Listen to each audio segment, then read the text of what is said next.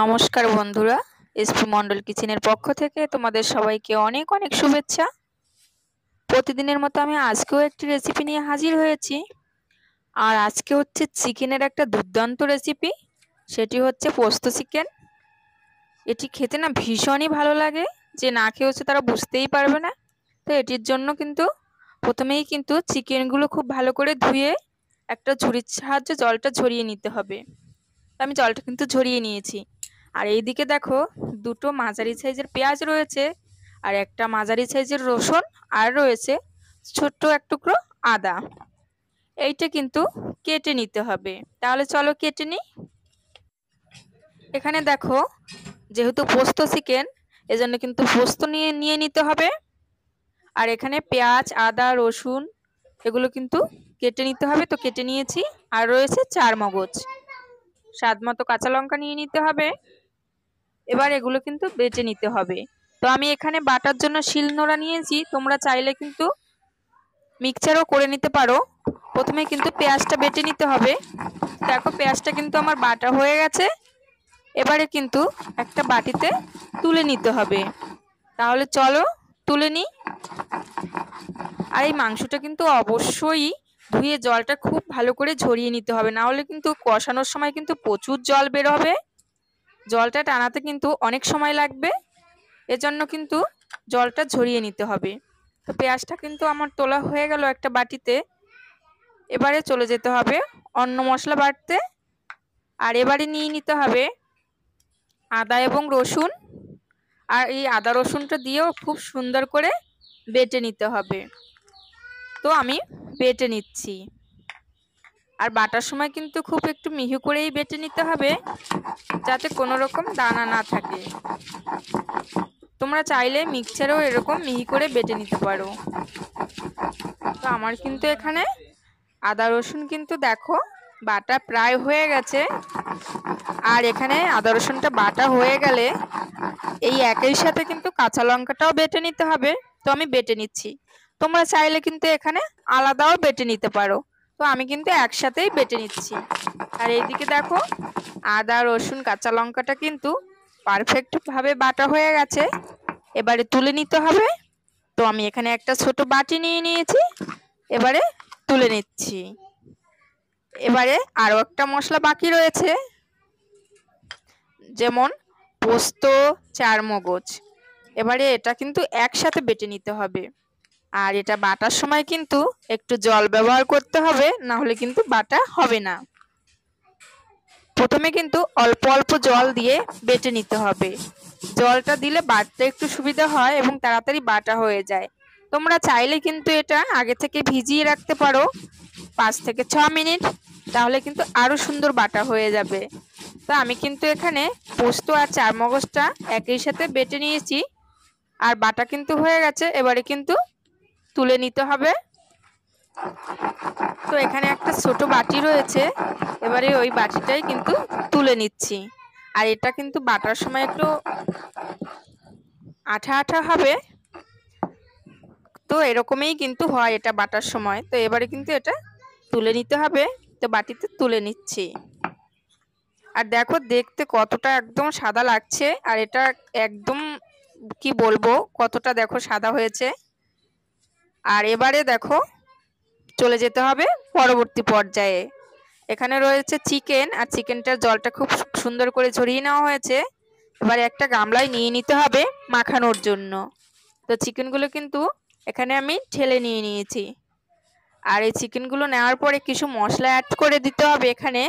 যেমন প্রথমেই দিয়ে দিতে হবে পেঁয়াজ বাটা, আর তারপরে দিয়ে দিতে হবে আদা রসুন এবং কাঁচা লঙ্কা বাটা। এটা দেওয়া হয়ে গেলে এবারে অ্যাড করে দিতে হবে স্বাদ মতো নুন এবং হলুদ গুঁড়ো। আর দিয়ে দিতে হবে সর্ষের তেল। তো তেলটা আগে আমি এখানে লেবুর রসটা দিয়ে দিয়েছি। তো দেখো, এখানে আমি কিন্তু ছোট এক টুকরো লেবু নিয়ে নিয়েছি। এবারে কিন্তু লেবুর রসটা দিয়ে দিতে হবে। তো লেবুর রসটা কিন্তু দেওয়া হয়ে গেছে। এবারে তেলটা অ্যাড করে দিতে হবে। তোমরা লেবুর রস বা তেল এটাও আগে পরেও দিতে পারো, এতে কোনো প্রবলেম নেই। তো আমি কিন্তু শেষ পর্যায়ে তেলটা দিয়ে দিয়েছি। আর তেলটা দেওয়ার পরে খুব ভালো করে কিন্তু মেখে নিতে হবে। এই মাখাটা যতটা ভালো হবে মাংসটা রান্নার পরও তার স্বাদটাও বেশ ততটা ভালো হবে। আর মাংসটা কিন্তু খুব সুন্দর করে মাখিয়ে নিতে হবে যাতে প্রতিটা মাংসর গায়ে মশলাটা খুব ভালোভাবে মেখে যায়। তো আমার কিন্তু মাখানো হয়ে গেছে। এবারে এটা ঢেকে রাখতে হবে 30 মিনিটের জন্য। তো আমি এখানে একটা থালা নিয়ে নিয়েছি আর থালাটা দিয়ে ঢেকে দিয়েছি 30 মিনিটের জন্য। আর এই দিকে দেখো মাংসটা রান্নার জন্য একটা কড়াই বসিয়ে কড়াইটা গরম করে নিতে হবে। তো কড়াইটা গরম হয়ে গেছে, আর গরম হয়ে গেলে দিয়ে দিতে হবে সর্ষের তেল। তেলটা দিয়ে তেলটাও খুব ভালো করে গরম করে নিতে হবে। তেলটাও কিন্তু গরম হয়ে গেছে। আর তেলটা গরম হয়ে গেলে ফোড়ন হিসেবে এখানে দিয়ে দিতে হবে গোটা দারচিনি, তেজপাতা, শুকনো লঙ্কা এবং গোটা জিরে। আর এটাও দিয়ে কিন্তু বেশ একটু লাল লাল করে ভেজে নিতে হবে। যখনই দেখবে বেশ লাল লাল করে ভাজা হয়ে গেছে বা সুন্দর একটা গন্ধ বেরিয়েছে, ঠিক তখনই কিন্তু অ্যাড করে দিতে হবে আমাদের মাখিয়ে রাখা মাংসগুলো। তো এখানে আমি মাংসগুলো দিয়ে দিচ্ছি। আর মাংসগুলো দিয়ে কিন্তু বেশ সুন্দর করে কষিয়ে নিতে হবে। আর কষানোর সময় খেয়াল রাখবে যাতে নিচ থেকে লেগে না যায়, তাহলে লেগে গেলে কিন্তু খেতে ভালো লাগবে না। আর এরকম আস্তে আস্তে করে নেড়ে নেড়েই কিন্তু কষিয়ে নিতে হবে। আর মাংসটা খুব সুন্দর করে কষানো হয়ে গেলে তো দেখো কতটা কষাতে হবে যাতে একদম তেলটা ছেড়ে দেয়, কোনো রকম জল না থাকে মাংসর গায়ে, এরকমভাবেই কষাতে হবে। আর এরকম কষানো হয়ে গেলে এখানে অ্যাড করে দিতে হবে শুকনো লঙ্কার গুঁড়ো, দিয়ে দিতে হবে ধনে গুঁড়ো এবং জিরে গুঁড়ো। তোমরা চাইলে এখানে কালারের জন্য কাশ্মীরি লঙ্কার গুঁড়ো ব্যবহার করতে পারো, আমি এখানে ঝাল শুকনো লঙ্কার গুঁড়ো ব্যবহার করেছি। আর এটা দিয়ে কিন্তু বেশ সুন্দর করে আবার 2 থেকে 3 মিনিট কষিয়ে নিতে হবে। তো কষিয়ে নিচ্ছি। আর 2 থেকে 3 মিনিট কষানো হয়ে গেলে এখানে কিন্তু অ্যাড করে দিতে হবে পোস্ত এবং চারমগজ। আর এই পোস্ত চারমগজ দিয়ে কিন্তু বেশিক্ষণ কষানো যাবে না, তাহলে কিন্তু সেই স্বাদটা আর থাকবে না। তো এখানে আমি পোস্ত এবং চারমগজটা কিন্তু এখন অ্যাড করে দিচ্ছি। আর অ্যাড করে দেওয়ার পর কিন্তু 2 থেকে 3 মিনিট নেড়ে নিতে হবে, এর থেকে বেশি নাড়া যাবে না। তো আমি 2 থেকে 3 মিনিট খুব সুন্দর করে নেড়ে কষিয়ে নিচ্ছি। আর এভাবে 2 থেকে 3 মিনিট নেড়ে নেওয়ার পরে কিন্তু এখানে গ্রেভির জন্য জল দিয়ে দিতে হবে। তো আমি এখানে কিন্তু একটা গামলায় জল নিয়ে নিয়েছি, এই জলটা দিয়ে দেব। আর এখানে কিন্তু আমি ঠান্ডা জল ব্যবহার করব, তোমরা চাইলে কিন্তু গরম জল ব্যবহার করতে পারো, তবে ঠান্ডা জলটা ব্যবহার করলেই ভালো হয়। তো আমি জলটা দিয়ে দিয়েছি, এবারে হালকা নেড়ে মিশিয়ে দিতে হবে। আর হালকা নেড়ে মিশিয়ে দেওয়ার পরে খুব ভালো করে ফুটিয়ে নিতে হবে। জলটা দেওয়ার পরে গ্যাসের আঁচটা কিন্তু একটু বাড়িয়ে রাখতে হবে। তোমরা যদি কাঠে রান্না করো তাহলে কাঠের আঁচটাও বাড়িয়ে রাখবে। তো আমার কিন্তু দেখো মাংসটায় গ্রেভির জন্য জল দিয়ে দিয়েছি, এবারে বেশ জোরে জাল দিয়ে ফুটিয়ে নিতে হবে। তো ফুটিয়ে নিচ্ছি।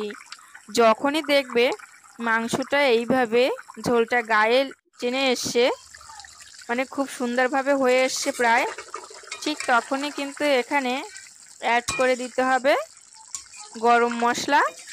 তো আমি এখানে একটা বাটিতে গরম মশলা নিয়ে নিয়েছি, আর গরম মশলাটা কিন্তু অ্যাড করে দিচ্ছি। গরম মশলাটা দিয়ে কিন্তু 2 থেকে 3 মিনিট নেড়ে নিতে হবে যাতে গরম মশলাটা মাংসর গায়ে খুব ভালো করে মিশে যায়। আর এভাবে মেশানো হয়ে গেলে কিন্তু একটা থালায় নামিয়ে নিতে হবে। তো আমি কিন্তু এখানে একটা থালা নিয়ে নিয়েছি, এবারে কিন্তু থালাটায় নামিয়ে নিচ্ছি। এই মাংসটা তোমরা যারা না খেয়ে থাকো এইভাবে, তাহলে কিন্তু এইভাবে একবার করে দেখতে পারো, খেতে না ভীষণই ভালো লাগে। তো আমি দেখো থালাটা নিয়ে নিয়েছি, এবার থালাটায় নামিয়ে নিচ্ছি। থালাটায় নামিয়ে নেওয়ার পরে দেখো মাংসটা দেখতে কতটা ভালো লাগছে, আর খেতে ভীষণ ভালো হয়েছিল। তোমরা যদি একবার এইভাবে রান্না করে না খাও তাহলে বুঝতেই পারবে না যে এইভাবে মাংস রান্না করলে কতটা টেস্টি হয়। তো দেখো মাংসটা দেখেই লোভ লাগছে এরকম। আর এই রেসিপিটি যদি তোমাদের ভালো লেগে থাকে তাহলে অবশ্যই কিন্তু লাইক, কমেন্ট এবং শেয়ার করবে। আর পরবর্তী ভিডিওটি পাওয়ার জন্য চ্যানেলটি সাবস্ক্রাইব করে আমার পাশে থাকবে। তো সবার প্রতি ভালোবাসা রইল।